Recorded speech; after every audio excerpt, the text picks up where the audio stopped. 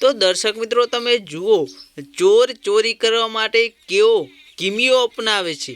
મિત્રો તમે વિડીયોમાં જોઈ શકો છો કે એક જે છોકરો છે તેણે મિત્રો જે લેડીઝના કપડાં પહેરીને, સાડી પહેરી, પોલકું પહેરી અને ઘાઘરો પહેરીને મિત્રો તે ચોરી કરવા માટે આવ્યો હતો, પરંતુ જે ગામ લોકોના મિત્રો હાથે ચડી જતા તેના મિત્રો કપડાં કઢાવી તેની અડધી ટાલ કરી અને લોકો તેને પકડી રાખ્યો હતો અને માર પણ માર્યો હતો, જબરજસ્ત મેથી પાક ચખાડ્યો હતો।